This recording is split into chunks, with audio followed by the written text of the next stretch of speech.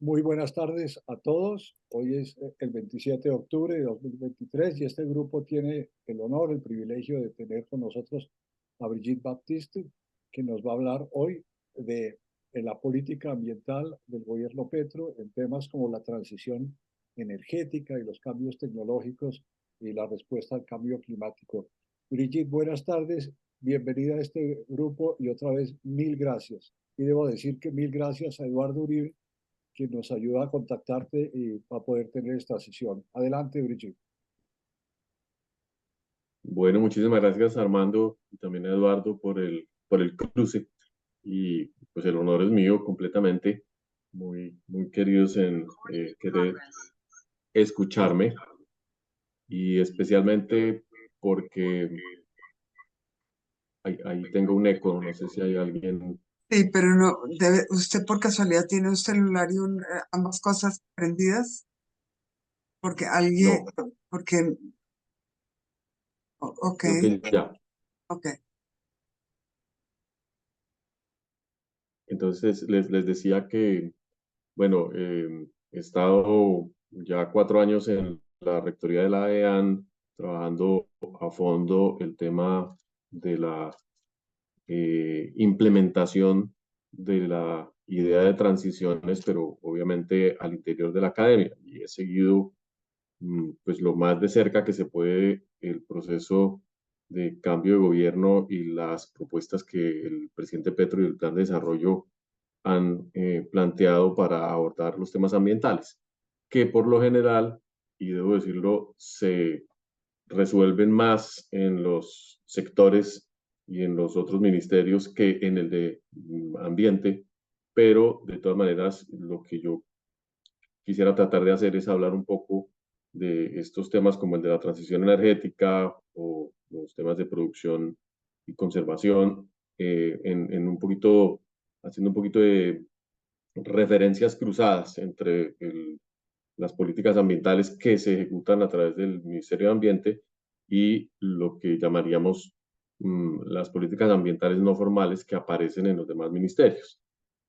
Eh, y antes de entrar duro en el tema de la transición energética, eh, yo sí quisiera comentar un poco el tono o hablar un poco acerca del tono con que la ministra de Ambiente eh, está, digamos, manejando la política ambiental. Ella ha mantenido un discurso eh, relativamente discreto comparado con el de muchos otros funcionarios, pero también muy fiel a las promesas de campaña y en particular en el tema de eh, minería. Y por eso quería comenzar en ese sentido, porque estoy trabajando directamente con el sector minero y muy, es muy impresionante cómo este gobierno mantiene el discurso de que la minería es una actividad destructiva a priori. Es algo que se viene construyendo en la agenda pública desde hace ya mucho tiempo y que probablemente el sector privado no reaccionó en su momento para tratar de precisar a qué se refería el país cuando hablaba de la minería como un factor de destrucción ambiental. Y me refiero a la minería como una actividad legal y regulada, no como no la extracción ilegal sobre todo de oro, que es uno de los dolores de cabeza que tenemos ahora. Lo primero es que la ministra se ha negado a hablar con nadie sobre el tema minero. Incluso ha sido muy radical en términos de la necesidad de replantear el ordenamiento minero de este país y pues de oponerse mmm, radicalmente a proyectos como el de Sotonorte en Santander. También con una, digamos, casi que persecución muy marcada hacia la minería corporativa, hacia Cerrejón, hacia la Drummond, hacia las grandes mineras de oro. porque pues siguen siendo una presa, digamos, política muy apetitosa.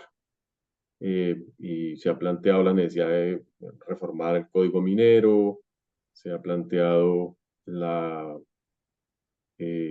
norma de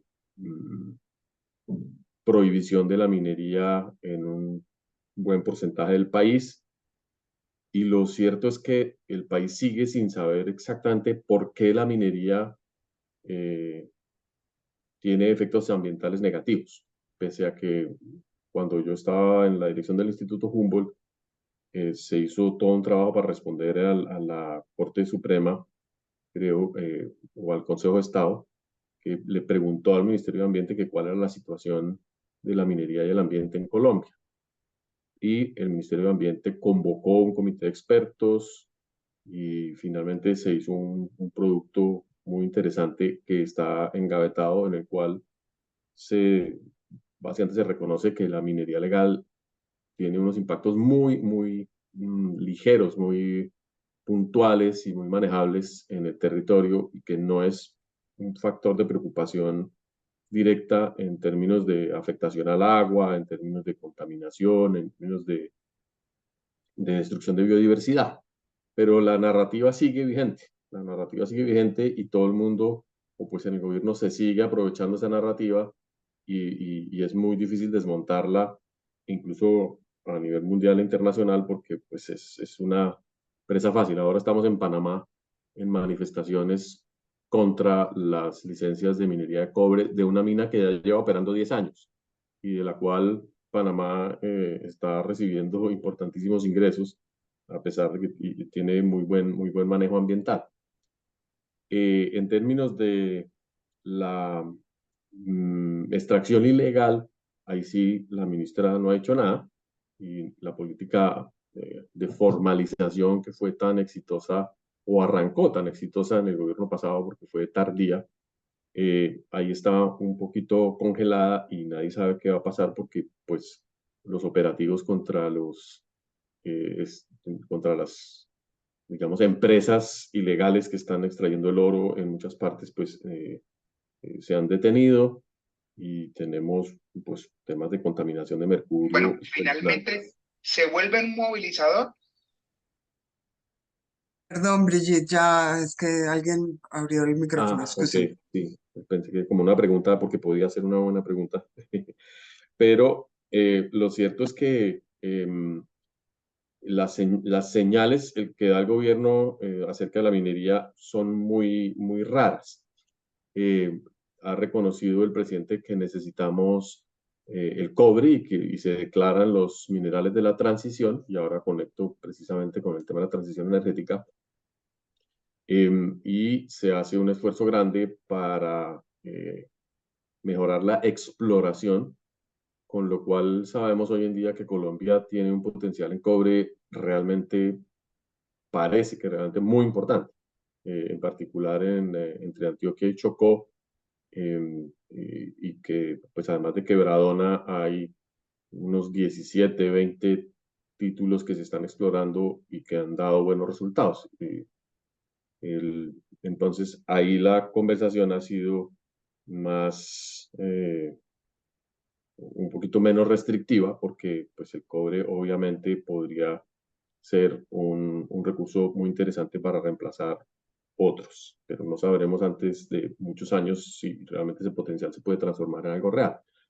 El presidente ha preguntado si se puede procesar el cobre en Colombia para darle valor agregado, que es una, digamos, de las opciones que uno creería que es pues interesante, pero todos los expertos internacionales han dicho que no, que para que haya esa posibilidad de refinar cobre en Colombia se requerirían unos yacimientos pues realmente gigantescos, y que por el momento y durante muchos años el cobre se refina en China y es mucho más barato hacerlo así. Entonces se necesita infraestructura pues de transporte, y la posibilidad incluso de tener procesamiento en Colombia pues ya está casi que descartada. Otro elemento que ha propuesto el gobierno, y que está también casi que descartado, es la estructuración de una empresa nacional minera, sobre todo porque el, el proceso de constituir una empresa de estas características es demasiado lento y tendría que ser algo parecido seguramente a Ecopetrol, eh, con capital mixto, y pues la cantidad de reformas normativas que habría que hacer, la cantidad de movimientos hacen que esto no tenga como mucha viabilidad. Entonces, el ministro de Minas aquí ha sido más sensato que la anterior ministra en ese sentido de distanciarse de todas esas, digamos, quimeras que van apareciendo por ahí en los escritorios y que suenan muy bonitas en el discurso, pero no aguantan una primera vuelta de análisis económico y financiero. Entonces, en minería realmente estamos un poquito a la deriva, pero pareciera que eh, mm, con el tiempo se va a imponer algo de sensatez, sobre todo en la medida en que realmente nuestra minería cada vez es de mejor calidad, los procesos de licenciamiento son buenos, en fin, y pues también se necesitan los recursos eh, con los cuales pues habría que financiar o apoyar la transición. Hay un tema poco discutido y es el de materiales de construcción. Colombia tiene, y especialmente las grandes ciudades, problemas de abastecimiento de arena, de cascajo, y todo eso está regado por todo el país en un sistema tremendamente ineficiente y no se están dando licencias porque esas minas están todas, esas canteras en áreas, eh, obviamente, de los lechos de los ríos. Entonces, la idea del ordenamiento basado en agua, el ordenamiento territorial basado en el agua, que es como la propuesta fuerte de ajustar el ordenamiento colombiano, pues va a ir eh, dejando por fuera la posibilidad de extracción de materiales de construcción, con lo cual podemos llegar a una crisis importante, incluso en la construcción del metro de Bogotá. No sabemos de dónde van a salir los cientos de miles de metros cúbicos de gravilla que se requiere para el concreto de la obra. Lo más lógico hubiese sido que lo hiciéramos en las minas abajo del Neusa, pero los movimientos sociales que se implantaron en la zona bueno, y la muy mala defensa del proyecto ya hizo que se negara esa licencia, entonces nos va a tocar traerlo desde el Tolima con una huella ecológica gigantesca, con una destrucción de infraestructura llena por el transporte de volquetas, en fin. Entonces, bueno, eso es minería. Minería asociada una parte con la transición, otra parte con la exportación para las térmicas alemanas, para las térmicas para los países que por la guerra se quedaron sin el gas ucraniano. El tema del carbón es interesante porque hay pues fuerzas que están presionando mucho, por ejemplo, para el cierre temprano de Cerrejón, y eso pues realmente sería un desastre porque el proyecto de Cerrejón ha hecho un trabajo muy cuidadoso en términos ambientales y también sociales y cada vez plantea la posibilidad de un cierre muy bien hecho. Pero también eh, hay una cantidad de prejuicios gigantescos y de falsa información que pareciera que no hay manera de desmontar. Lo que nos está ayudando ahí es que la salida de la Drummond dejó a miles de personas sin trabajo y a la región del Cesar donde operaba, y perdonen la expresión, en la inmunda. Entonces, las mismas comunidades, los candidatos a la alcaldía y todas las alcaldías en la región están pidiendo que se vuelva a hacer minería de carbón. Y pues, así como en Santurbán, donde son las comunidades locales las que están defendiendo los proyectos mineros. Y entonces yo creo que ahí un poco el gobierno le cuesta trabajo ser coherente. Lo que me preocupa es la potencial alianza entre ANLA y el Servicio Geológico Nacional, que son ambos dirigidos por personas que son abiertamente antimineras y que lo fueron durante toda su carrera, y que entiendo están planteando una moratoria minera con base en una aplicación bien complicada del principio de precaución. Dice, en tanto, es Prodeco, sí tiene razón, doctor Hunda, Prodeco en el Cesar. Drummond se fue a comprar a Cerrejón, sí. Entonces, existe una posibilidad muy real de que en los próximos meses haya algún tipo de freno en seco casi que a todos los procesos de licenciamiento, y además la solicitud de licencia para la exploración, es decir, muchas trabas para los trabajos en minería. Y eso pues yo creo que sería una muy mala señal. Y lo grave es que la minería no es el problema ambiental. Y de ahí entonces paso un poquito al tema del petróleo y pues esta discusión que ya está un poquito, ya aburre un poco acerca de las reservas tanto de petróleo como de gas, donde pues también hay muchas noticias falsas, muchas cifras que no cuadran, pero que en general pues apuntan a mostrar que Colombia necesita seguir explorando y necesita explotar el petróleo para poder hacer la transición, no necesariamente a la sostenibilidad, sino la transición fiscal. Necesitamos esos recursos y, por supuesto, esos recursos van a ser estratégicos pues, para construir la famosa bioeconomía o la reindustrialización. Esa contradicción no la quiere abordar nadie dentro del gobierno, aunque el ministro actual, el ministro de Energía, de Minas y Energías, ha sido más prudente, insisto. Pero uno no sabe lo que está pasando al interior de Ecopetrol. Y pues cuando oye al abuso decir que necesitamos mantener y garantizar la actividad hacia el futuro, se da cuenta que comienzan a aparecer contradicciones importantes en los lineamientos de política. El gobierno se ha demorado mucho también en definir el rumbo de Ecopetrol y todas sus filiales del grupo, y eso es preocupante. Pero yo también creo que va a primar, digamos, la dura realidad y vamos a reactivar exploración en un futuro cercano, así sea tenue, así sea poco a poco, pero puede que no sea dentro de este gobierno. Y ahí, pues, ustedes son más expertos que yo en los temas, los efectos fiscales, digamos, de ese cierre de la llave petrolera.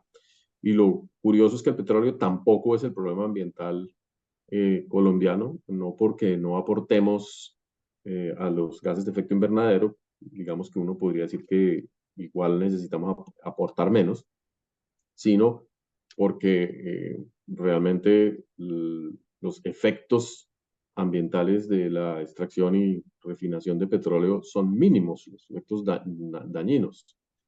Hay un sector que insiste que el petróleo acabó con el Putumayo, acabó con el Magdalena Medio, acabó con el Huila, pero tampoco hay una evidencia real de que el petróleo haya sido el motor de la deforestación, el motor de la contaminación, cuando sí sabemos que las cifras de uso ilegal de los oleoductos y de actos terroristas sí han creado unas crisis tremendas. Por ejemplo, el oleoducto del Putumayo a Tumaco tiene más de 1000 pinchazos al año. Esa es la estadística que mostraron hace poco. Y el tema de las válvulas ilegales es tan grave que el oleoducto está a punto de cerrar, básicamente de declararse en quiebra o de volverse de parar la operación. Y pues todo este petróleo se refina de manera ilegal en piscinas construidas a lo largo de su recorrido. Es decir, yo hasta hace poco pensé que la única actividad ilegal realmente con efectos muy negativos en Colombia era la extracción de oro.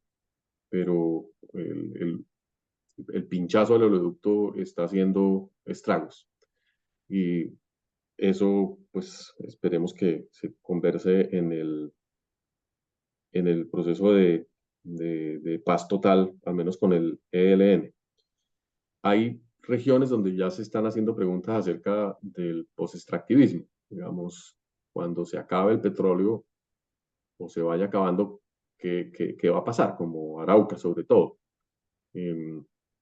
Y las promesas alternativas de hidrógeno o de cualquier otro combustible, pues son todavía muy quiméricas. Eso se anuncian en todas partes, pero tecnológicamente hablando no son factibles, o si son, no son rentables bajo ninguna perspectiva.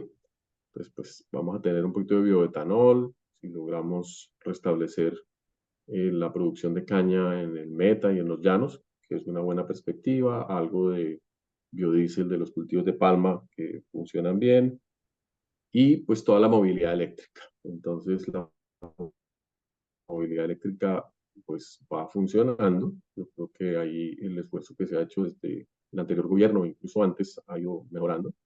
Pues nuestra flota de Transmilenio, por ejemplo, en Bogotá, es la más grande del mundo en términos de movilidad eléctrica, de proporción de buses eléctricos, y eso es muy, muy positivo. Pero tampoco hay señales, por ejemplo, sobre si sí vamos o no a eh, electrificar bien el transporte de carga, y más bien nos dejamos embelecar con el tema del carro eléctrico, que pues eso no es una alternativa para nuestro país. El carro eléctrico es para las minorías que están en capacidad de comprar carros de esa gama, que son mucho más costosos que los carros a gasolina. Pues hay más bien lo que hay que pensar es en ampliar pues, el transporte público, el transporte eléctrico y demás. Pero la producción de electricidad, pues ustedes saben también que está marcada es por el tema hidroeléctrico y el merequetengue de las tarifas, que yo no entiendo, no tengo ni la menor idea cómo se define eso, cómo funciona. Pero lo cierto es que sí tenemos, digamos, limitaciones importantes de generación, bien sea porque no se pueden hacer proyectos hidroeléctricos grandes en el futuro. La oposición que se generó por Hidroituango pues es muy grande. Deberíamos hacer otra clase de proyectos. Antioquia está inaugurando cantidades de microcentrales, y la solar también está creciendo, la eólica. Yo creo que el avance en esas energías es positivo, pero también el problema de las licencias ambientales y la construcción de eólicas en La Guajira está muy complicado. La construcción de líneas de transmisión está atrasadísima, también por temas de licenciamiento y oposición de las comunidades, y todo son procesos basados en noticias falsas o en mala ciencia o en información incompleta. Entonces, si se construye la línea de tal a tal parte se va a extinguir tal especie, que se va a acabar el agua, que nos va a dar cáncer. Es decir, en Colombia es donde más han triunfado esas narrativas extrañas acerca de los efectos de la generación, transporte y consumo de energía. Entonces, pues uno se preocupa, en mi caso sobre todo, por el mal uso de la ciencia o el mal uso de el conocimiento en la discusión sobre la conveniencia de los proyectos. Ya si los proyectos son rentables, si son pertinentes, si son adecuados, pues obviamente es otro tema. Entonces, tampoco veo, digamos, una intención clara del gobierno en ese sentido de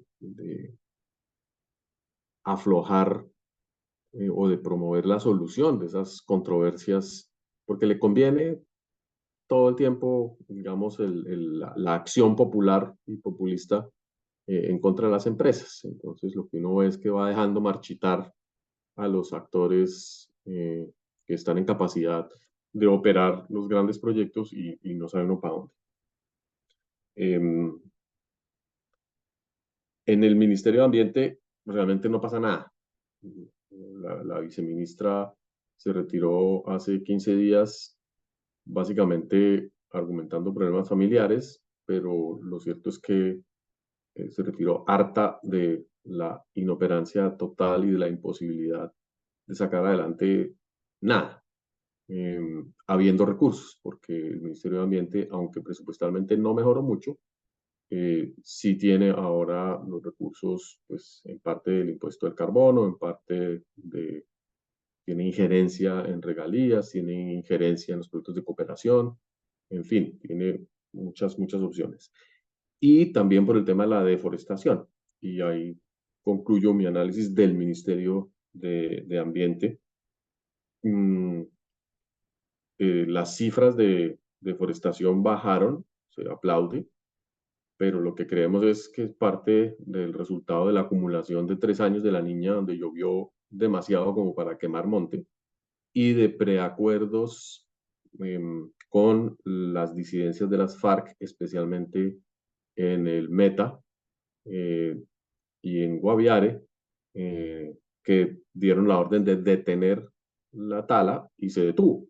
Entonces, esas 30.000 hectáreas que no se tumbaron este año, al principio, parece que fueron parte de unos preacuerdos o para sentarse en la mesa de negociación. Si es así, pues bienvenido. Sería una muestra de que se puede recuperar la gobernanza en el territorio mediante algún tipo de acuerdo con estas fuerzas, pero por supuesto estamos lejos todavía de que eso se consolide. De resto, en ambiente, insisto, no pasa nada. Parques nacionales está al garete. No hay funcionarios en los parques, sobre todo en los amazónicos. El ELN expulsó a los funcionarios del Parque Tuparro hace 3, 4 semanas. Las disidencias ya habían expulsado a todos los funcionarios de los parques entre el Meta y Leticia, es decir, ahí no hay nadie, no hay presencia de gobierno en toda la Amazonia. Están en las ciudades, están ahí calladitos y tranquilitos, y muy rápidamente está perdiendo control también de los parques del Pacífico. La polémica por Gorgona, por ejemplo, que es una polémica que al principio en el Parque Nacional, después hablando ya con todos los, porque es una intervención muy pequeñita y que se requiere, entonces ahora pues me parece que está bien planteada, pero ya explotó, ya es una polémica muy complicada. El IDEAM, no tengo ni idea ni siquiera si todavía existe. Básicamente, la capacidad de monitoreo y de pronóstico y de desarrollo técnico que se había dado en gobiernos anteriores está totalmente opacada al punto de que el sector privado ya tiene todos sus sistemas de seguimiento climático por aparte. Hay una red paralela de gestión de datos que está usando la gente, sobre todo con información de agencias internacionales. Entonces, también estamos debilitando ahí eso. Y los institutos de investigación, bueno, me cuesta trabajo referirme a ellos por lo que yo salí. Y es muy feo hacer observaciones sin uno estar adentro. Han recibido recursos adicionales, sobre todo para pues, apoyar la agenda de la bioeconomía, y eso creo que es bueno, pero habrá que ver si arranca o no arranca. El resto de relaciones, digamos, o de temas ambientales se juega es con el Ministerio de Agricultura y de la Reforma Agraria. Básicamente, las posibilidades de ordenamiento territorial, las posibilidades de bioeconomía, de economía forestal, todo depende del cumplimiento de los acuerdos de paz del presidente Santos y de la construcción de un sistema de inversiones de la Agencia Nacional de Tierras y de la agencia, digamos, de todo ese ecosistema tan complejo que tiene el Ministerio de Agricultura, que creo que va enderezando camino, pero también tiene la Agencia Nacional Pesquera, pues eso sigue también también en la inmunda, eso nadie le quiere poner seriedad, y los únicos que medio trabajan con firmeza son los de Agrosavia, que tiene, como es una agencia público-privada, es un buen modelo operativo, pero ahora le van a cargar toda la asistencia técnica.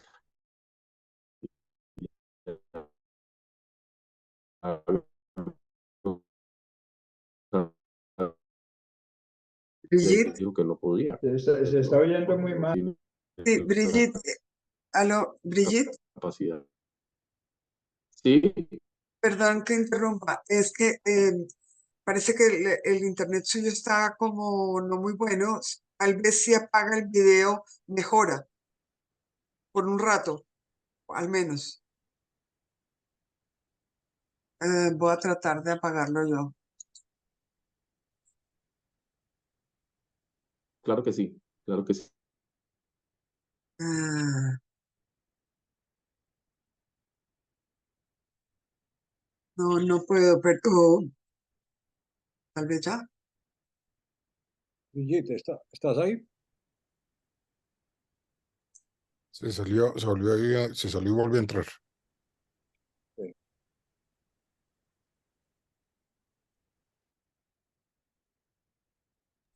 Brigitte, sí. Ahora hay que levantar, poner el sonido, Brigitte.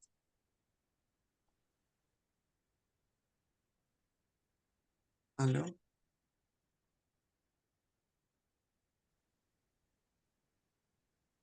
Volvió a salir. Está puesto. ¿Aló? Aló, Brigitte.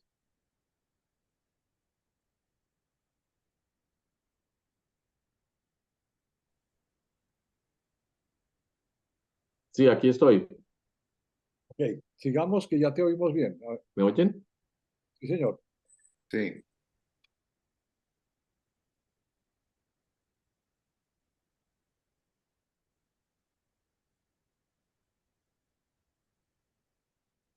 Ahora no la oímos, creo. Vale. Em, entonces les comentaba que, digamos, no hay muchas novedades en términos.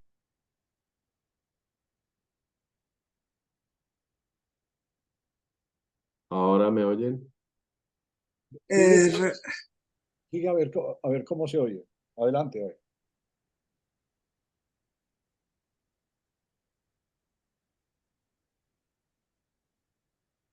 Me dice que hay mejora la conexión. Parece que sí.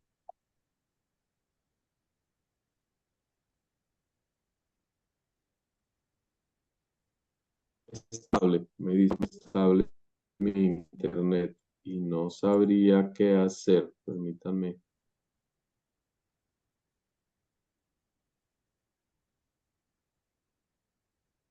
Tal vez por el celular.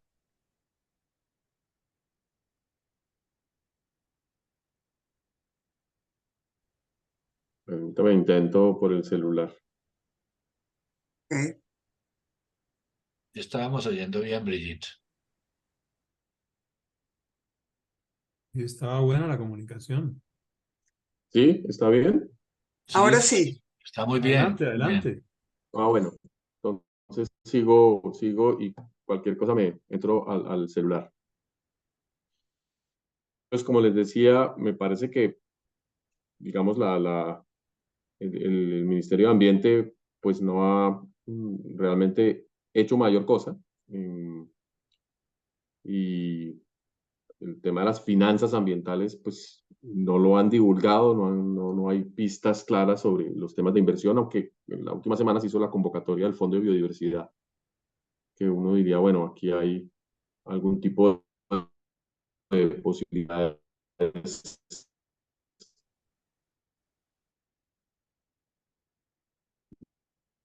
de,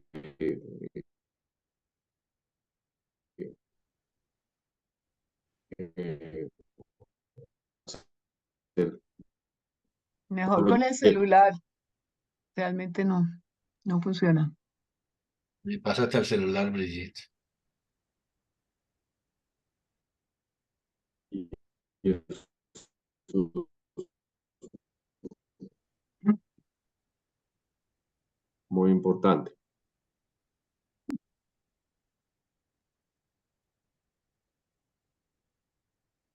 Brigitte, Sí, voy a tratar de entrar por el celular. por favor, sí, porque no te estamos copiando, como dirían los hace años.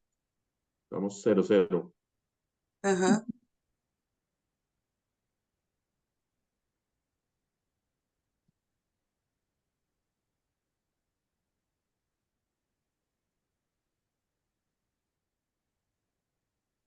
Acá sí.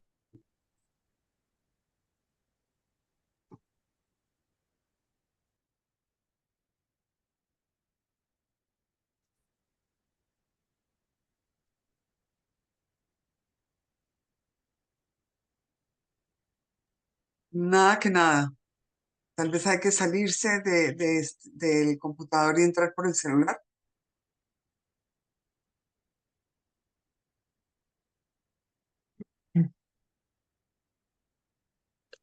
Ya estoy en el celular.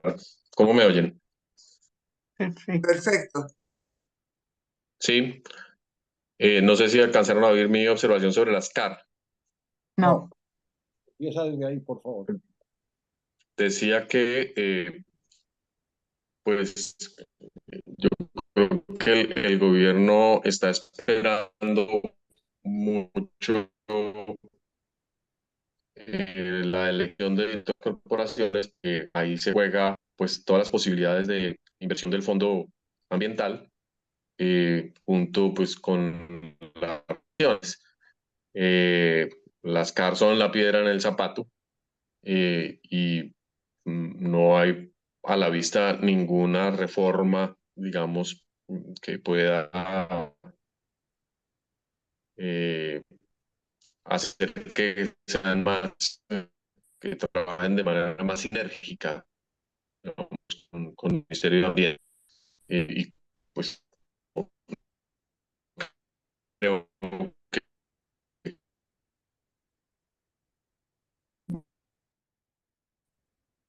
entonces, por ambiente, no es que diga, no haya mucho que decir. Yo creo que últimamente estoy pensando que es un ministerio totalmente inoperante que había que cerrar, eh, porque es casi que ridículo mantener un ministerio de política que juega con 3 pesitos por acá, 4 pesitos por allá. Más bien fortalecer el ANLA, una agencia muy robusta de licenciamiento y seguimiento de proyectos, y dejar de pretender ser un país que no queremos, además. Lo mismo pasa con ciencia y tecnología. Definitivamente, y las noticias son terribles. La reducción de presupuesto en ciencia y tecnología es real, y lo único que está haciendo el ministerio es orientando sus inversiones a la recuperación del conocimiento indígena y tradicional. Esa es la prioridad de la ministra Yesenia, y no me parece mal a la larga, porque no hay plata para hacer nada más, ni no hay plata para ponerse a financiar centros de investigación, ni grandes programas, ni nada por el estilo. Entonces, pues, esa es una actividad que se puede hacer sin detrimento de nada.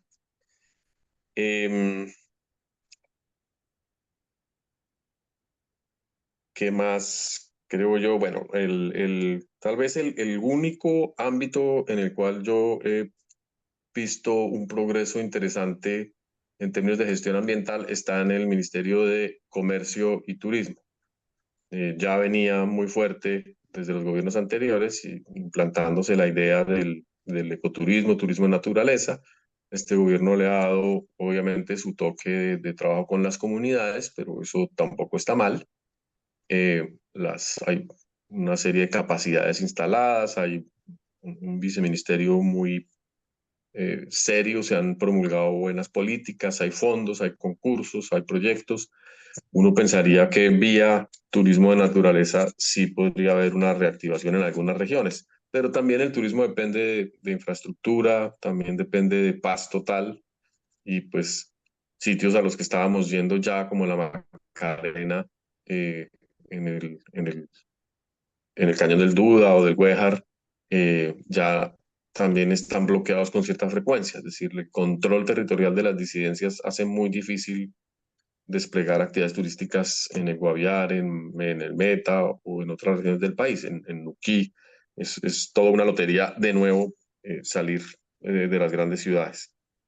De resto, miren, en educación han escuchado la polémica sobre la reforma a la Ley 30, sobre el Estatuto de Educación.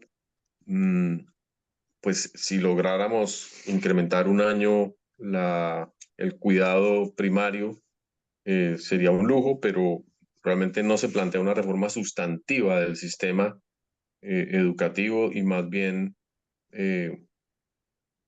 bloqueo a los esfuerzos privados, que yo creo que es como una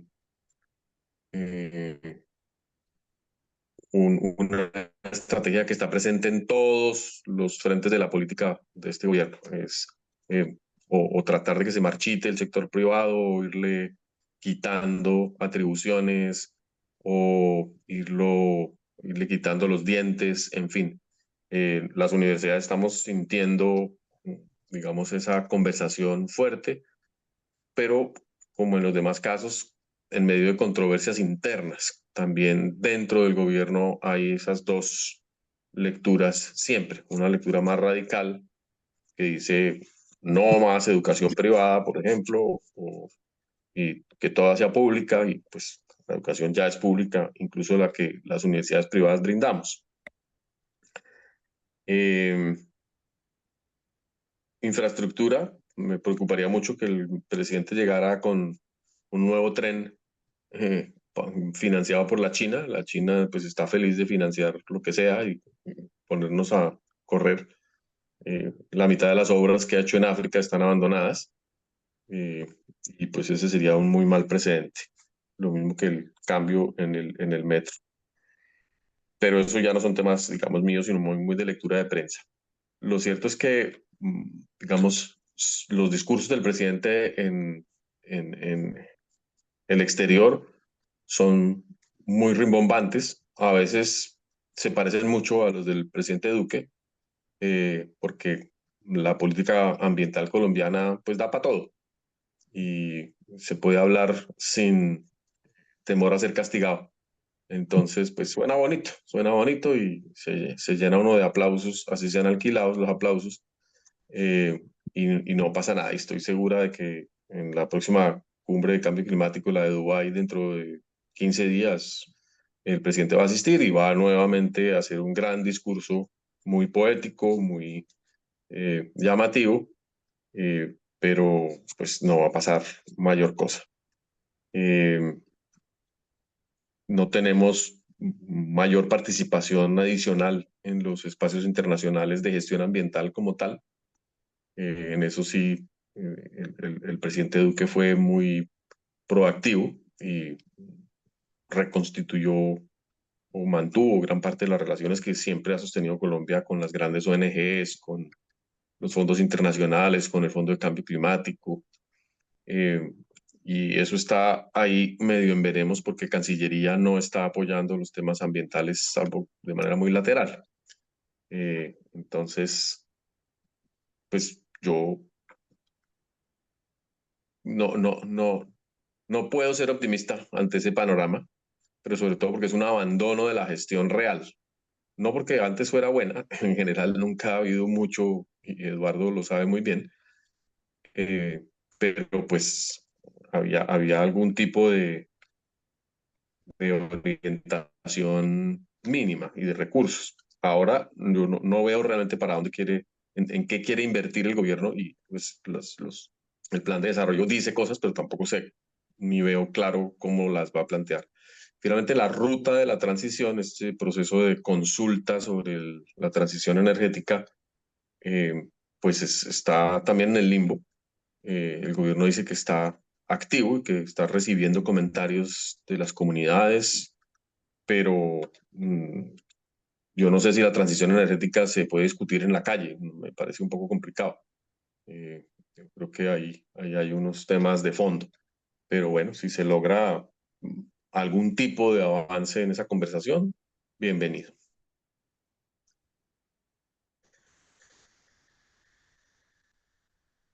Yo creo que no hay como muchas, supongo que si quieren entonces empecemos a conversar entre todos y ustedes que conocen más los otros sectores, tal vez tengan elementos críticos o elementos para revisar cosas de las que yo hablé. Mil gracias, Brigitte. Muy interesante, muy provocadora o provocativa tu intervención. Yo creo que dejas muchas inquietudes. Quiero invitarlos a todos a que levanten la mano. Ya veo dos manos levantadas. Primero Eduardo Uribe y Golpe después Eduardo, que la tenía desde el principio. Eduardo. Adelante, Eduardo. Bueno, oh, sí, muchas gracias, Brigitte. Yo tenía una pregunta como comentario y es que efectivamente, como lo has dicho, digamos, los discursos, incluso en el plan de desarrollo y todas las declaraciones sobre transición energética, descarbonización de la economía, son rimbombantes, son ambiciosas. El presidente Duque firmó, se comprometió internacionalmente a una reducción del 51% en las emisiones de gases con efecto de invernadero. En fin, el avance es ninguno o muy escaso en realidad. De hecho, las emisiones siguen aumentando, pero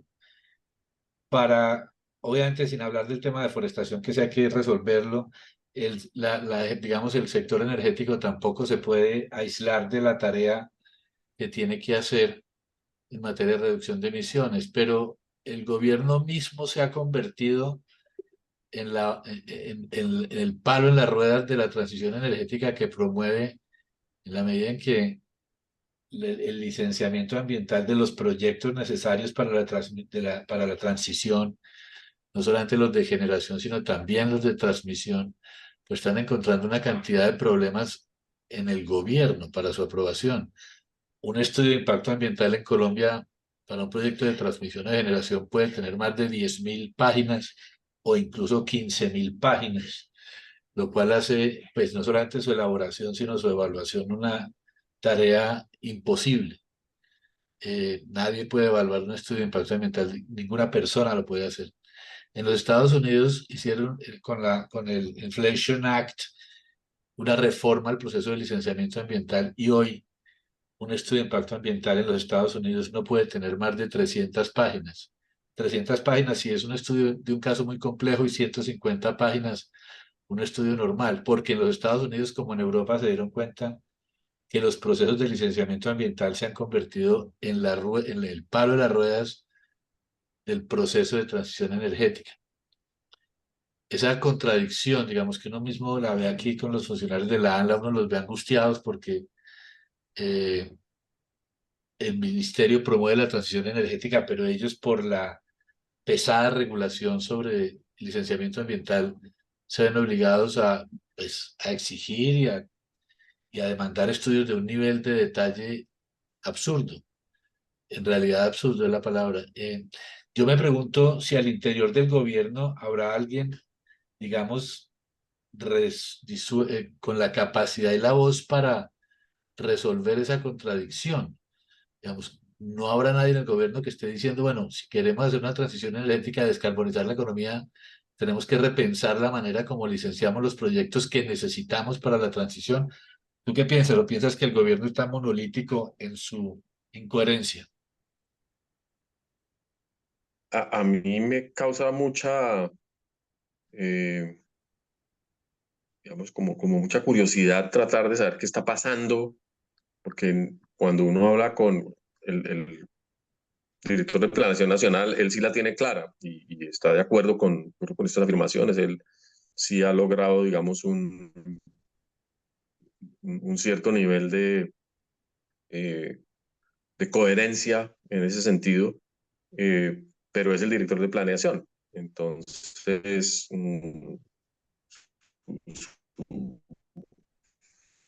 su sensatez no llega a los otros funcionarios, pareciera. Pero yo, por ejemplo, creo que es una persona que tiene clara la película. También el presidente Ecopetrol. el sector privado está avanzando todo lo rápido que puede en la descarbonización y ha hecho cambios tecnológicos importantes. Uno ve unos avances grandes en las cifras y en los informes de sostenibilidad que se están presentando en el país, en muchos de los sectores intensivos en energía, pues, transporte, infraestructura. Todo el mundo está haciendo la tarea y eso es chévere, pero como dices, todo el mundo la hace hasta que requiere un permiso, hasta que requiere una licencia y ahí se quedó todo.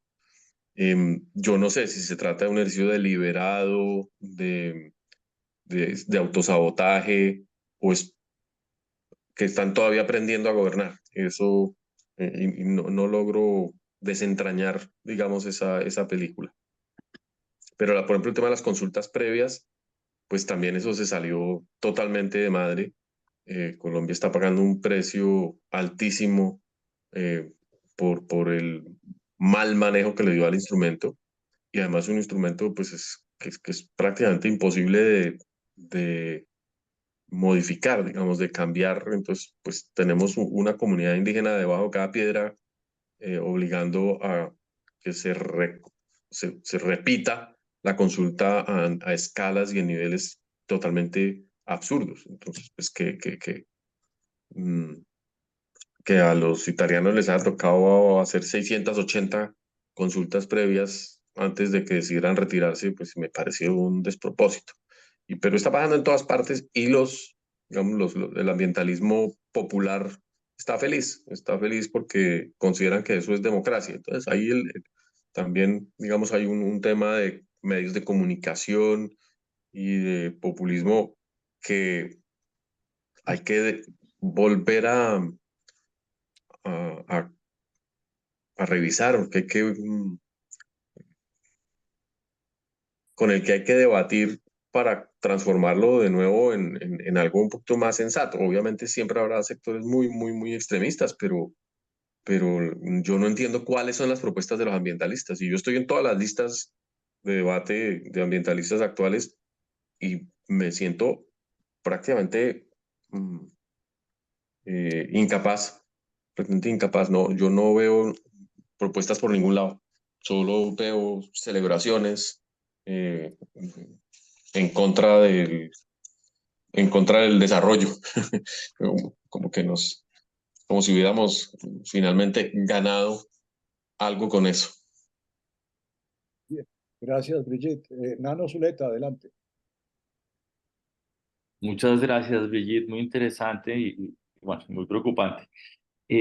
Tengo tres comentarios. El primero es, hace un par de días en la universidad fue a presentar un geólogo, no recuerdo el nombre, afortunadamente, que con su grupo de estudio hizo cálculos de los minerales que se requieren para hacer toda la energía eléctrica limpia, entre comillas, y después todos los minerales que requerimos para cambiar la matriz de transporte, mejor dicho, para hacer la transición energética en matriz de transporte. Los datos eran asustadores, digamos, que Colombia no tiene esos minerales e importarlos sería, es decir, yo le preguntaba, tiene que ponerle números para tener la balanza de pagos de la transacción energética. Entonces, pues mi sensación es, o hacemos transición energética con mucha minería, o no podemos hacer transición energética si no hay minería. Entonces, primer punto para reacción. Segundo, la sensación que tengo también es que con mecanismos de mercado se pueden lograr más fácilmente las metas que se establecieron hace años de reducción de emisiones. Mecanismos de mercado para, qué sé yo, pagar por captura de carbono, etcétera. Pero no veo, digamos, el presidente habla de esa posibilidad en mercados internacionales, pero yo no veo que haya ningún esfuerzo de implementación, de diseño para desarrollar esos mecanismos.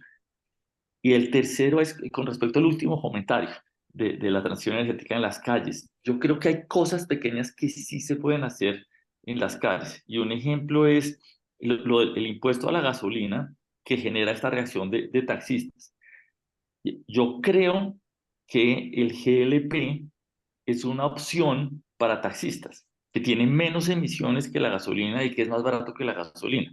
Entonces, una cosa, ahora no tengo ni idea cómo se construyen esos consensos, pero mi sensación es que uno podría tratar de dar pequeñas batallas en esa dirección. Mira, esos son los 3 comentarios y me gustaría oír sus reacciones. Gracias. Coincido, necesitamos más minería y estamos en capacidad, hay inversionistas, hay normatividad, hay capital, bueno, en fin, yo creo que ese no es el problema.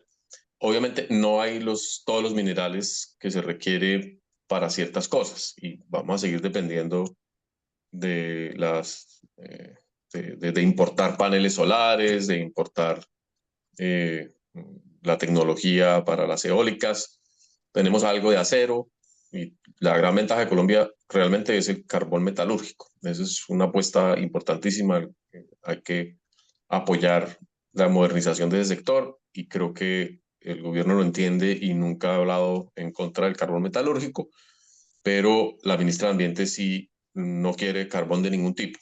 Por eso demandó, ha limitado las licencias que se dan en Santander, porque el carbón metalúrgico que se saca de Boyacá tiene que irse moviendo hacia el norte para bajar la cota, porque no se puede seguir sacando el páramo.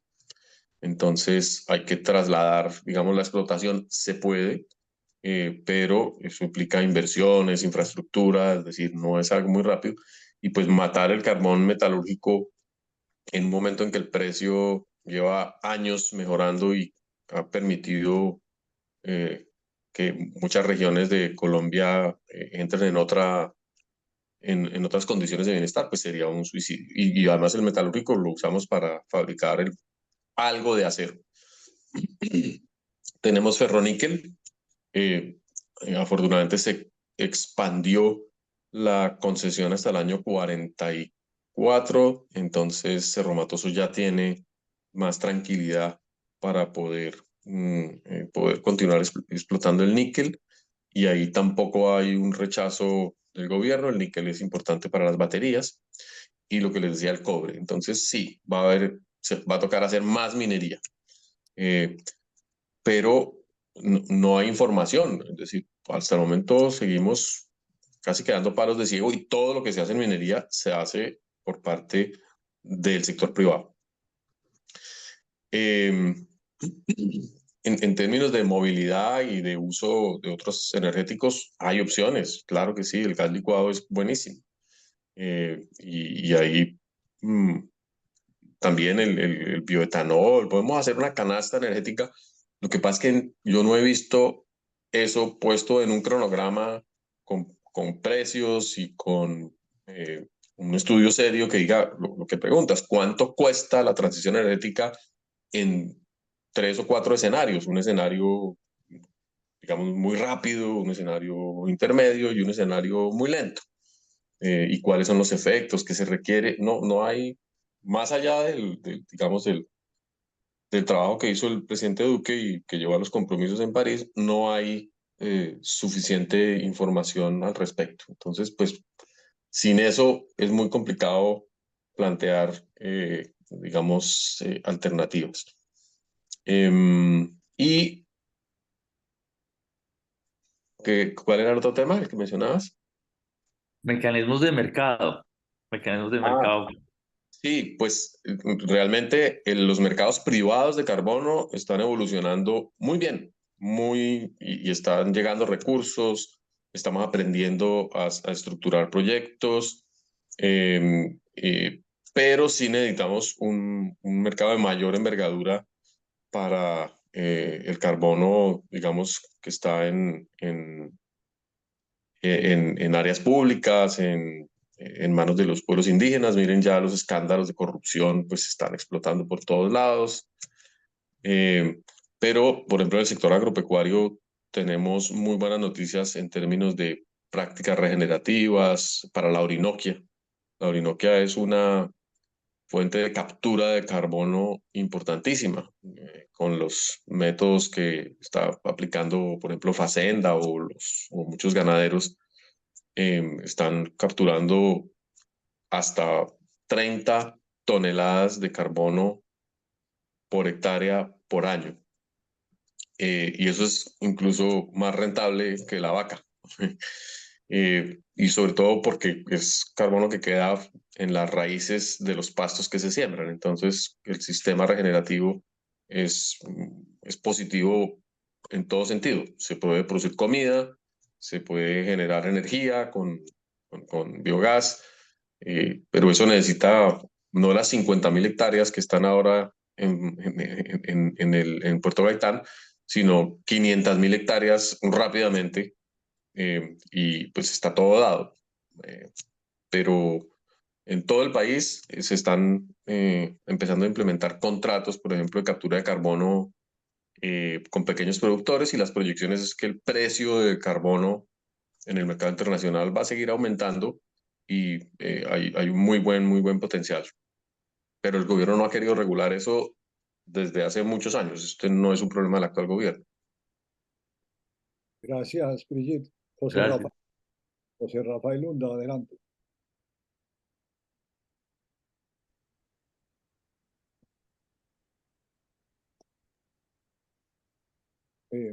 José Rafael.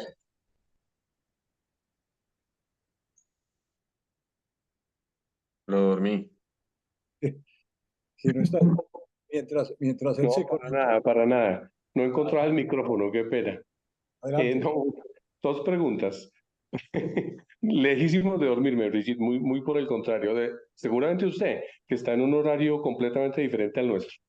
Más bien, entonces, una pregunta es la siguiente. ¿Qué tanto del contenido actual de CO2 o de CO2 equivalente, que está como en 400 partes por millón, según se dice, desde las 250 o 260 que había hace 100 o 150 años, en su opinión, o según lo que usted sabe, se debe a la actividad humana? ¿Qué tanto tiene origen antrópico y qué tanto tiene origen en otros fenómenos de carácter que uno podría llamar natural, como, digamos, calentamiento del océano por otras causas, o las erupciones volcánicas, o los cambios en la inclinación de la Tierra respecto del plano en que gira alrededor del Sol, y los fenómenos esos digamos, que documentó este señor Milankovic en Serbia por allá en 1930, más o menos?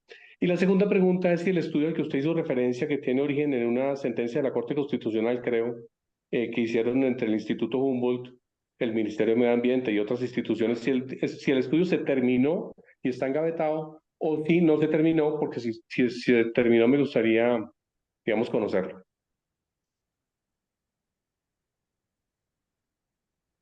Adelante, Brigitte. La proporción, bueno, ya vamos en 430 partes por millón y acelerando. Digamos, el 90% de la comunidad científica plantea ya con niveles de certeza importantes que ese incremento acelerado es causado por nosotros, pues. Pero no sé qué proporción, es una buena pregunta, de lo que ha crecido puede, digamos, achacarse directamente a la actividad humana a través de los años de la historia. Ahorita lo reviso. El estudio finalmente no lo pudo coordinar el Humboldt porque el Ministerio de Ambiente no dejó. Constituyó un panel que quedó bajo la égida del director o directora de ecosistemas en su momento, o de política sectorial, y tuvo muchos problemas para arrancar porque no, el conjunto de expertos fue demandado varias veces por los antimineros. Finalmente se hizo y el documento existe y se puede descargar de la página del ministerio a veces. No, pero lo pueden buscar, o yo se los hago llegar el vínculo para que lo revisen. Es un documento bueno, es un documento muy interesante, y por supuesto la conclusión del documento es que el problema de Colombia es la extracción ilegal de oro y que ese definitivamente por mucho debería ser la prioridad de gestión de cualquier autoridad. Algo interesante que está pasando, y aprovecho el paréntesis, es la progresiva cooperación entre grandes empresas mineras y grupos de mineros artesanales, ilegales, informales, en fin, para apoyar la creación de empresas de servicios o de minería en otra escala. Entonces,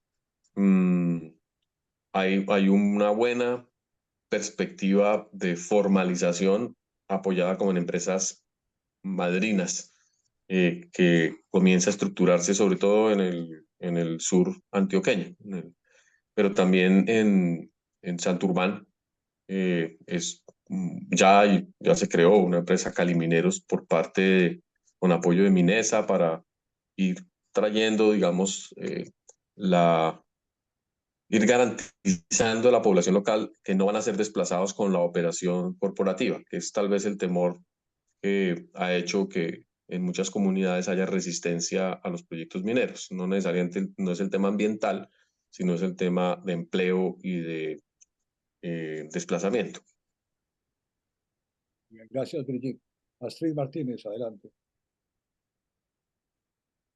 Gracias, excelente esta conversación, esta oportunidad contigo. Yo tengo una pregunta sobre un comentario acerca de que el ministro actual no se casa con quimeras, y esto era a propósito de la constitución de una empresa minera No pública, estoy oyendo, ¿no? no entiendo nada, perdón, Astrid.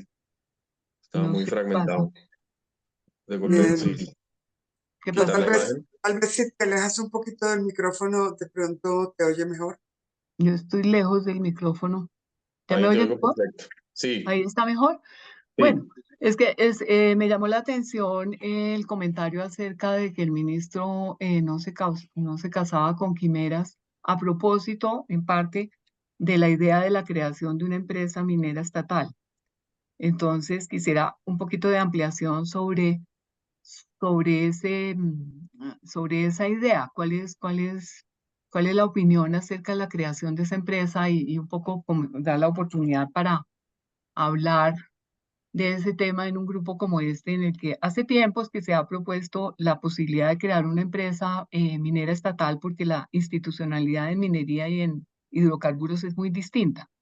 Entonces, eso está prácticamente en cabeza de dos empresas privadas exportadoras de carbón. El sector de minería en Colombia es carbón, gran minería de carbón. Pero ante la necesidad de diversificar la minería y las posibilidades que hay, también surge la pregunta sobre la institucionalidad. Y ante el hecho de que ya hay mucha explotación minera en varias regiones del país en las cuales hay una ausencia total del Estado. Entonces, la idea de una empresa minera que tuviera un régimen mixto, donde también el Estado aprendiera de minería y pudiera ser un interlocutor de estas empresas, y quitarle un poco esa actividad y este mercado a capitales que no son pequeños explotadores. En Guaviare, en el Amazonas, hay empresas japonesas, brasileras, que están explotando pues lo que hay de tierras raras o lo que sea, y estamos perdiendo la oportunidad como país. Pero siempre la idea si no es esa, ¿cuál presencia del Estado puede haber para, para, para viabilizar esa actividad y para tener un conocimiento del estado de la actividad como empresario? Entonces, es algo que quisiera un poquito de ampliación. Y lo otro es un poco, siempre que se habla de transición, se habla poco de adaptación, se habla más de mitigación, ¿no? Pero estos países, pues, lo hemos aprendido contigo, tienen más desafíos de adaptación que de mitigación, en el sentido de que contribuye poco a las emisiones globales. Entonces, de pronto para ampliar un poquito a Sí. raíz de estas preguntas. Gracias.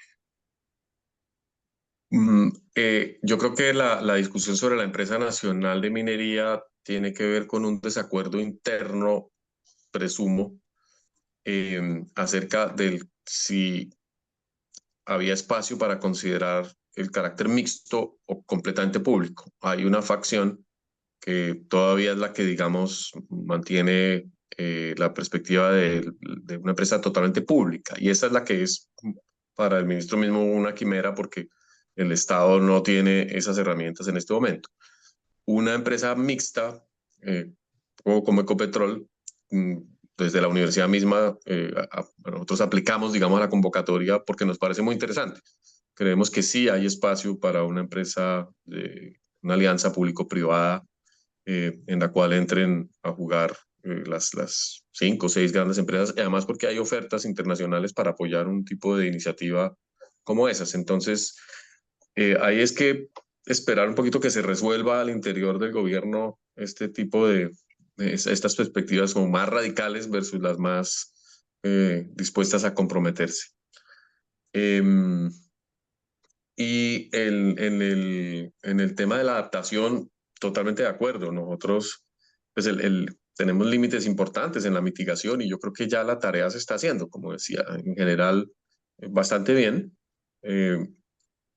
Y el tema de adaptación va a ser urgentísimo y vamos a necesitar muchos recursos por el tema de desastres naturales, que pues, no son naturales, es la vulnerabilidad que hemos construido a través del mal uso de la tierra, de infraestructura también, en fin.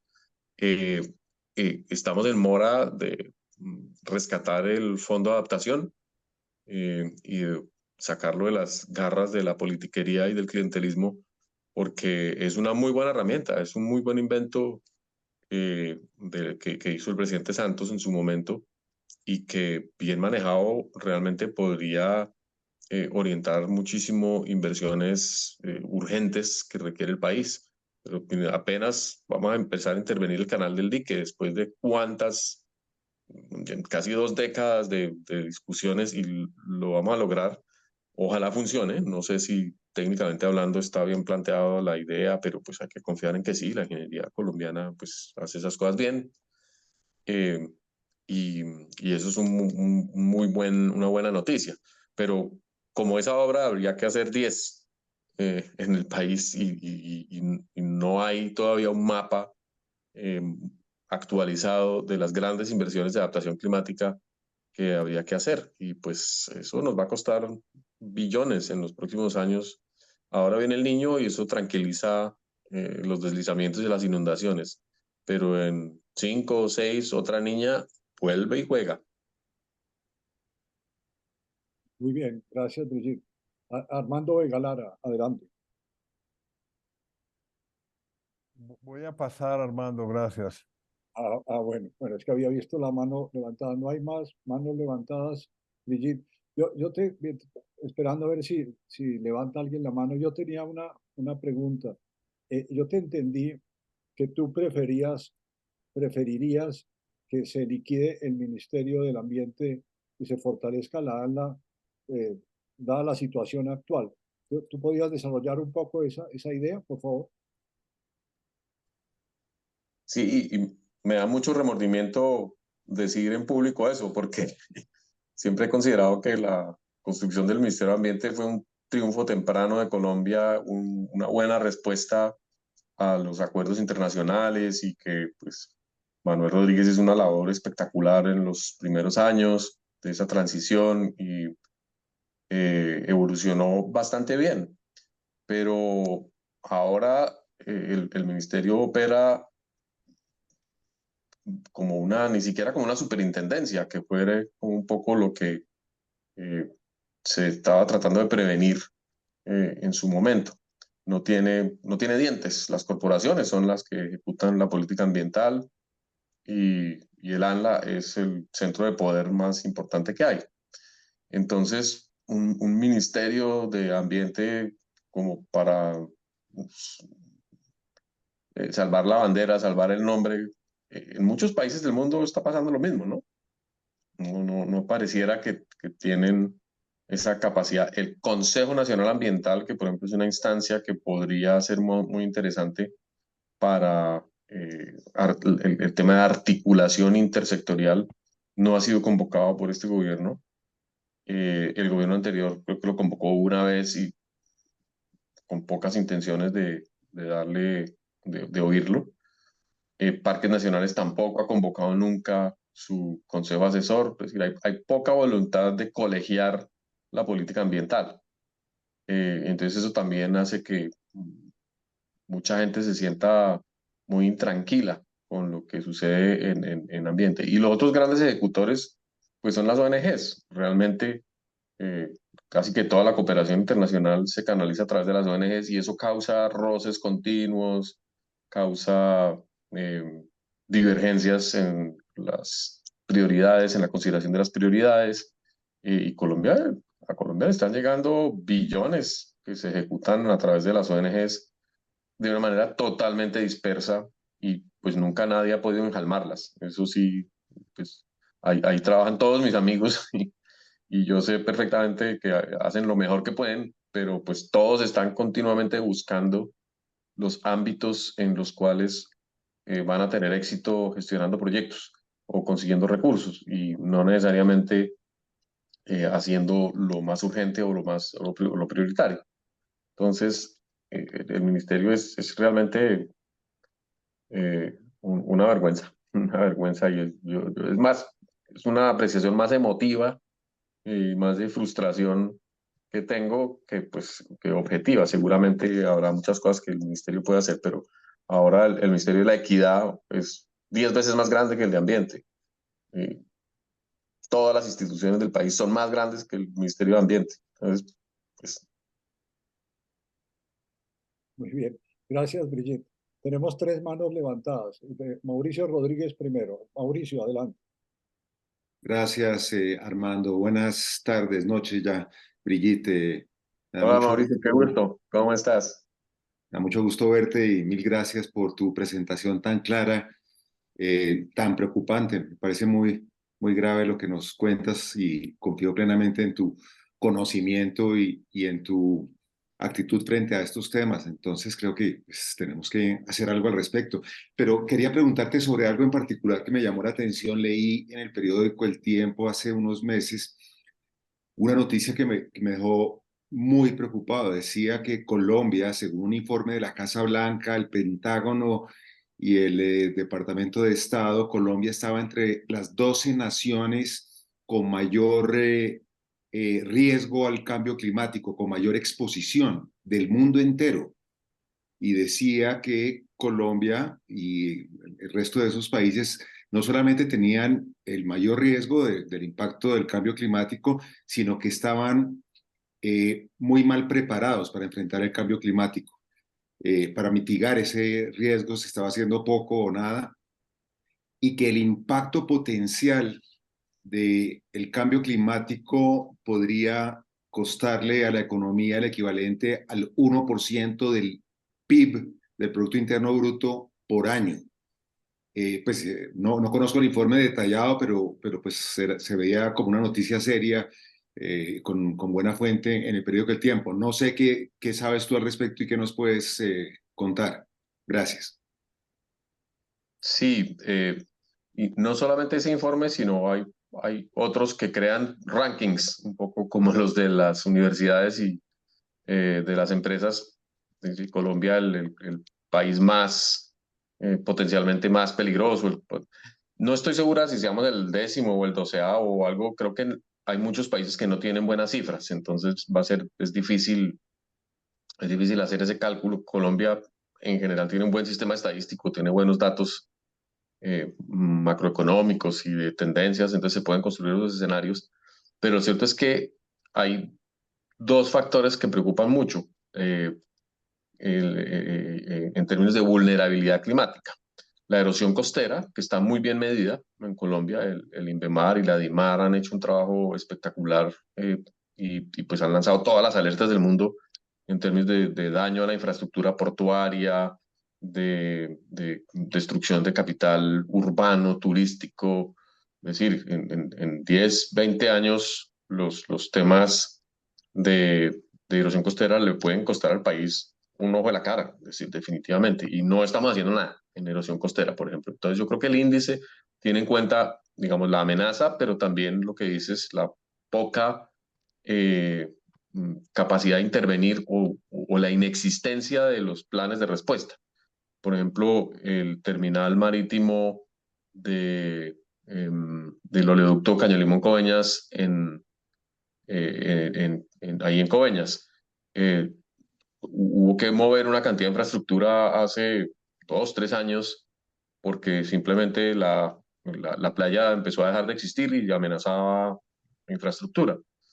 Y pues la movieron porque no había más remedio, pero no hubo ninguna reflexión al respecto del proceso y de qué escenarios futuros podrían estar afrontando. Entonces, eso por un lado. Lo otro es la depresión momposina.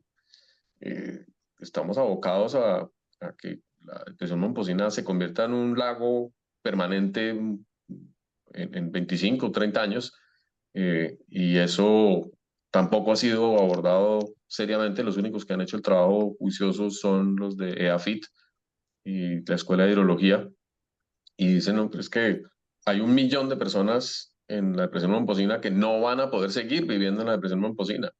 Wow. Y nadie escucha esos números, eso es como Cassandra, y se jalan los pelos diciendo, pero es que mire, estos son la sedimentación que viene de la zona andina, está rellenando todos los humedales, los diques no aguantan. Eso es mucho. El desastre que le tocó al presidente Santos en el 2011 se va a repetir en el 2025, 27, y ya no vamos a poder echar para atrás. Es decir, ahí ya no hay cómo sacar el agua se va a quedar. Entonces, yo puedo estar haciendo algo muy apocalíptico, pero hay cifras y hay estudios particulares que muestran regiones muy en riesgo, y la falta de acción. Entonces, Sí. eso es fatal para la agricultura, fatal para la infraestructura. Si ya las pérdidas que hemos sufrido este año con daños a las grandes vías por deslizamientos y en algunos casos por temas tectónicos, ni siquiera ha sido por cambio climático, sino mala suerte, son graves, pues imagínense en ese futuro.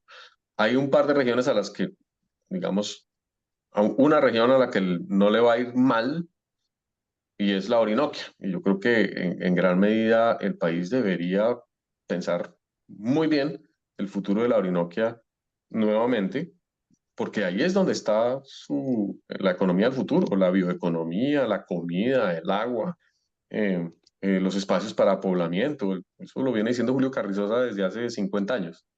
Y cada vez tenemos más estudios al respecto. Pues les echo el chisme que la Universidad de AN abrió sede en Puerto Carreño. Eso es, Qué bien. para poder afrontar digamos, ese reto. La Amazonia está en el filo de la navaja. No sabemos si aguanta o no. Y ese sí es un colapso planetario. El doctor Carlos Nobre y todo su equipo de observación de la Amazonia opinan, y hace un mes lo dijeron ya públicamente y con un artículo en Nature, que la Amazonia ya está emitiendo más CO2 del que está absorbiendo, lo cual quiere decir que está comenzando a colapsar, se está empezando a secar la Amazonia en grandes parches, y eso sí es pues una debacle planetaria, la sabanización de la Amazonia. Eso sería espeluznante. Entonces, pues esos riesgos calificados por un think tank estratégico como los que contrata el World Economic Forum y la Casa Blanca u otros actores, pues cuentan mucho. Y lamentablemente hay razones para pensar que sí, que estamos en una situación así. Gracias, Brigitte. Muchas gracias, Brigitte. Tenemos 2 preguntas más, Brigitte. Te agradecemos muchísimo. Yo sé que estás trasnochando allá en Bilbao. No, con mucho gusto. Esto, pues, como les decía, fue un gran honor poder escucharles también. Muchas gracias. Daniel Castellanos, adelante. Muchas gracias y muchas gracias, Brigitte, por la preocupante presentación. Y entre más avanzan las respuestas, más preocupado queda. Yo creo que uno puede decir que frente al gobierno de Petro hay como 2 posturas. Una postura es que este gobierno no va a hacer mucho daño porque es incompetente y apenas está aprendiendo a gobernar y entonces no tiene mucha posibilidad de actuar y de hacer daño. Esa es una visión.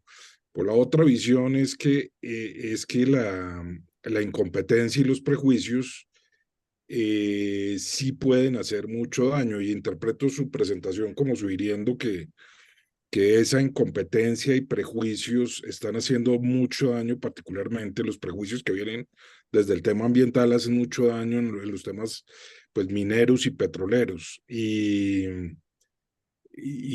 eso sí que me parece pues muy grave, y empezar a identificar los sectores donde este gobierno puede ser muy dañino por su forma de proceder en esos temas. Si uno tuviera que calificar la gravedad sobre el impacto en esos sectores, ¿usted cómo calificaría esa gravedad? ¿Como excesivamente grave, muy grave, medianamente grave? ¿Cómo sería su percepción? Yo confío mucho en la sensatez de mucha gente que dentro del gobierno está tratando de manejar, digamos, el discurso y construir algo viable. Y sé que eso está pasando en muchos sectores, en agricultura, en energía, hay muy buenos viceministros. Ojalá que los que tienen esa perspectiva pues sobrevivan y que ya se estabilicen los procesos que se están dando. Yo le daría el compás de espera hasta enero para definitivamente rajar al presidente en este tema o manifestar una grave preocupación, porque todo puede cambiar, digamos, depende de lo que suceda, van a, o a radicalizarse las cosas malas o eventualmente abrirse espacios de renegociación de ciertas cosas. Pero digamos, si el presidente sigue empeñado en la forma de interpretar los procesos ambientales o de cambio económico como lo está haciendo, sí, yo diría que es muy grave. Yo diría que es muy grave porque es matar al pollito sano para hacerle caldito al pollito enfermo. Y estuvimos antier en Cartagena en la cumbre de Oil and Gas y la preocupación es grande en el sector porque una mala transición definitivamente sería fatal para el país. Acabar con lo poquito o con lo bueno que funciona en aras de un discurso ideológico o incluso, bueno, de cualquier tipo sería muy irresponsable, muy irresponsable. Y porque además el impacto ambiental no existe, es completamente un ataque al modelo corporativo, económico y un rechazo incluso a las alianzas público-privadas, porque no solamente la empresa minera, sino en muchos otros espacios hay una resistencia grande a considerar las alianzas público-privadas, yo diría que ese es el espacio de compromiso para el próximo año si hay disposición. Gracias, Brigitte. Rudy Holmes, adelante, Rudy. Gracias, Brigitte. Muy buena la presentación, muy inquietante, como han dicho otras personas. Mira, es que me llamó la atención es que tú hiciste el paralelo entre la debilidad del Ministerio del Medio Ambiente y la de Ciencias. Pero cuando se estaba planeando el Ministerio de Ciencias, a mí me invitaron a un grupo de científicos a dar una opinión y les dije, mire, a mí me parece que ustedes se van a debilitar si crean ese ministerio, porque lo pasan de ser una institución de un ministerio fuerte, como era cuando estaban en educación, a convertirse en un ministerio de opereta, ¿no? Y creo que ustedes esa misma, a mí me parece que ese es el problema, que tal vez en lugar de fortalecer la ANLA, porque la ANLA tiene muchos problemas de exceso de autoridad o de abuso de autoridad, diría yo. Si pudiera uno volver a la idea de que sean instituciones de ministerios fuertes, para preservar, porque es que terminan nombrando a unos PhDs de pacotilla, no les dan recursos y se vuelven realmente un espectáculo. No sé cómo sería tu opinión sobre esto. Pues a mí también me parece muy triste la situación del Ministerio de Ciencia al principio, cuando todavía estaba el doctor Arturo Luna, dije, bueno, aquí va a haber un asomo de continuidad y la agenda de bioeconomía podía haber consolidado. Pero en la primera crisis él salió y salieron los viceministros y salió todo el mundo. Pero cuando uno ve los presupuestos, coincido, es un ministerio de opereta. Eso no va para ningún lado. E incluso es un obstáculo para la investigación porque todos esos sistemas de regulación que tienen, el CIVILAC, el GRUPLAC, todo esto es muy... El enamoramiento con la herencia original, no, ahora se me fue la palabra, con los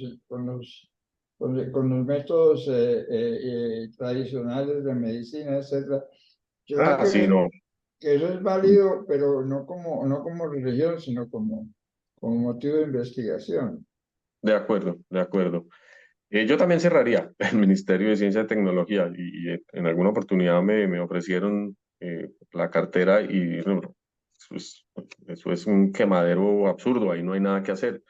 De los 5.6 billones que dice este gobierno que va a invertir en ciencia y tecnología, más de 2 son exenciones de impuestos al sector privado, a las agendas de innovación y desarrollo del sector privado. Otros 2 son de regalías que sabemos que no han hasta el momento logrado orientarse a ciencia y tecnología en casi ninguna situación. Y el otro 1.6, menos de 1.6, está orientado a pagar el funcionamiento del sistema y las 2 convocatorias que se hacen para tener contentos y callados a los profesores de las universidades que saben que de golpe se ganan la lotería y pueden hacer algo con 500 millones, 600 millones que reparten en el país. Entonces, sí, definitivamente es un ministerio de opereta y el de cultura también. Es muy triste. Una posibilidad de reforma institucional que se había considerado al principio era la de crear, digamos, para atraer más recursos a estos temas, agencias, otro tipo de agencias, así como hay Agencia Nacional de Hidrocarburos, Agencia Nacional de Minería, una Agencia Nacional de Biodiversidad, por ejemplo, en la cual se pudieran concentrar recursos para los temas de bioprospección, para los temas de desarrollo de nuevos productos, en fin. Lo que pasa es que la gente sigue pensando que la biodiversidad pues, es para hacer marcas de champú de otros colores y otros olores y no realmente lo que la Comisión de Sabios ha dicho. Y ahí la agenda está muy clara hace mucho tiempo. El doctor Wasserman lo ha dicho, la doctora Elizabeth Hodgson, todos los miembros de la Comisión de Sabios han trazado una ruta muy clara para el tema de bioeconomía y biotecnología. Pero no ha pasado y yo no veo como para dónde eso pueda funcionar. Tenemos unos compes de crecimiento verde bien hechos, ¿no? La Nación hizo un buen trabajo, pero pues como saluda a la bandera. Entonces, eso sigue muerto y no veo quién va a asumir la responsabilidad, porque no es la Oficina de Biocomercio del Ministerio de Ambiente, imagínense el Ministerio de Ambiente liderando la bioeconomía. No, pues ahí sí que apague y vámonos. Muy bien, Brigitte, muchas gracias, muy interesante. Ahora sí, la última pregunta, Pete Speakers. Pete, adelante. Gracias, Armando. Brigitte, mi pregunta va sobre el diseño de la política ambiental de Colombia. Yo entiendo que hay como 3 componentes: el ministerio que define las normas, un conjunto de instituciones de investigación como INVEMAR y Humboldt, Ciencia, etc.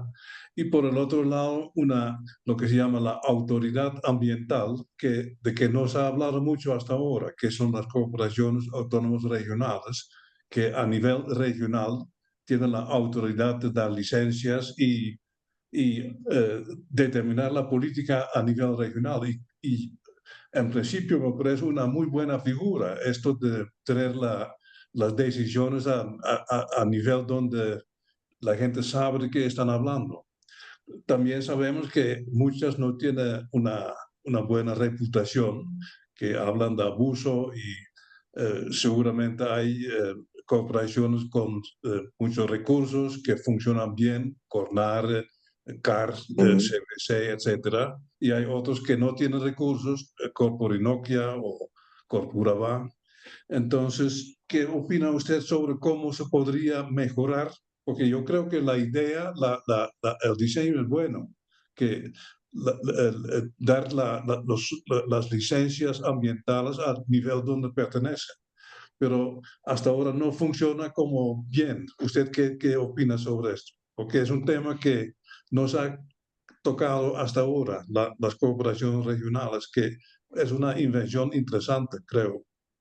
Es muy interesante. Yo creo que es uno de los diseños institucionales más innovadores que ha tenido el país. El problema central de las corporaciones, creo yo, es que tienen conflictos de intereses. Son autoridad y al mismo tiempo son agentes de desarrollo sostenible, o por lo menos son responsables o corresponsables del saneamiento ambiental, de las inversiones en infraestructura. Entonces, ahí es donde son ejecutores y autoridad al mismo tiempo, y eso es lo que ha llevado a la corrupción tan marcada que tienen las corporaciones. Pero eso se podría arreglar con una negociación cuidadosa que las reforme, pero sin mucho aspaviento, ¿no? Porque siempre se habla de hay que reformar las corporaciones. Inmediatamente los políticos regionales pues se alertan y se atrincheran y dicen no me van a tocar aquí nada, habría que diseñar algo mejor. Se trató, yo recuerdo, hubo algunos buenos intentos para que, por ejemplo, los institutos hicieran parte de las corporaciones, modificar el sistema de elección de las representantes de las ONGs en las juntas directivas, en fin. Yo creo que vale la pena trabajar muy de cerca con las corporaciones para que ellas mismas vayan ayudando a encontrar soluciones a situaciones complejas, y que la Procuraduría, la Contraloría nos ayude, y eventualmente la cooperación internacional. Yo creo que se pueden arreglar. Todas deberían ser agencias de desarrollo sostenible. Eso sería, porque conocen la región, conocen el territorio, pero también hay que arreglar la relación con las gobernaciones, porque las gobernaciones se han sentido completamente despojadas de autoridad ambiental y todo es conflictivo.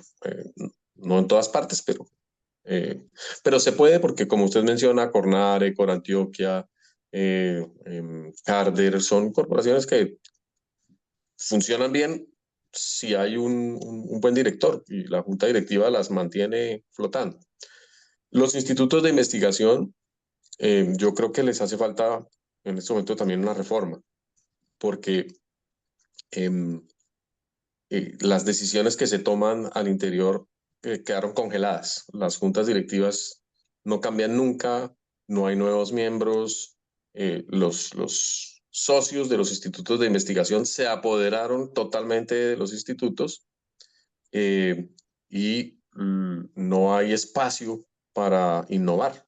Y eso me parece muy malo. El mismo Instituto Humboldt no acepta nuevas universidades, no acepta el sector privado, ya está muy cómodo con su estructura actual. Y yo traté de repetidas ocasiones de abrir ese espacio en el Humboldt, en el INVEMAR. Debería haber miembros muy importantes definiendo las agendas de conocimiento. Debería estar el CIOH en la costa Caribe, debería haber empresas grandes de la costa, no sé, o los gremios. Es decir, yo traté de que la ANDI fuera miembro del Humboldt, y no, eso casi me cocinan, que era entregarle la investigación a los empresarios. Y decían, no, es una voz más que nos va a servir. La Federación de Cafeteros, la SAC, en fin, hay mucha riqueza institucional en el país que podría ayudarnos a tomar mejores decisiones. Bien. Gracias. Pues, ahora sí, llegamos al final. Brigitte, mil gracias. Ha sido una discusión muy interesante. Nos dejas preocupados, ilustrados, con inquietudes sobre el futuro, con ideas de reformas. Mil gracias. Ha sido de verdad una discusión muy interesante, muy rica. Te deseamos que puedas descansar ahora sí en Bilbao, y que queríamos despedirte con un aplauso muy merecido Muchas Gracias, Brigitte. Muchas gracias. Gracias. Gracias. A ustedes, de verdad. Muchas gracias. Espero que no les genere ecoansiedad, que es la epidemia que ahora tiene todo el mundo. Son los jóvenes. Ya nos